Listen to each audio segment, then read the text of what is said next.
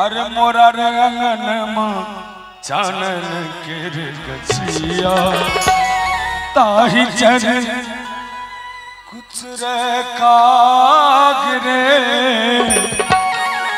मोरा रे अंगन मां चानन के गछिया मोरा रे अंगन मां चानन के गछिया ताही चर कुछ रे काग रे मोरा रे अंगन मां चानन के गछिया मोरा रे अंगन मां चानन के गछिया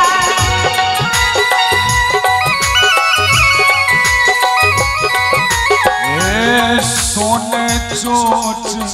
मढ़ाए देव बाय से सोने चोच मढ़ाए देव बाय से जो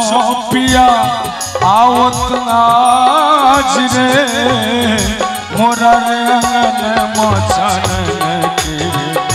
गछिया मोरा रे अंगन मां चानन के गछिया पहले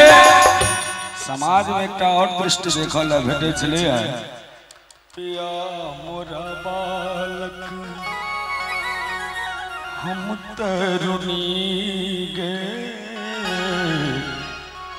पिया मोरा बालक पिया मोरा बालक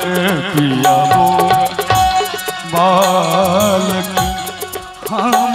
तरुणी गे कौन तप चुक लो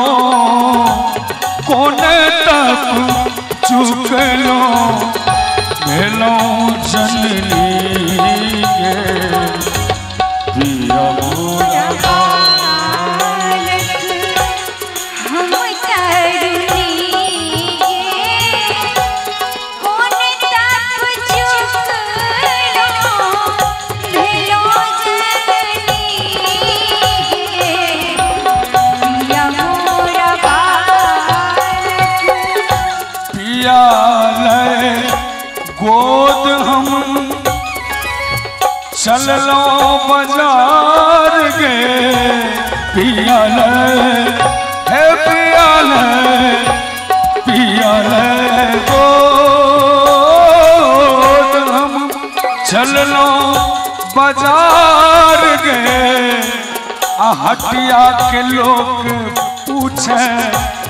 हटिया के लोग पूछे के लागो तोहार गे पिया मोरा बालक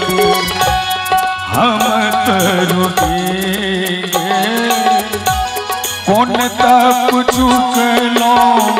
भेलो जननी गे पिया मोरा बालक पिया मोरा बालक पिया मोरे पिया मोरे पिया मोरे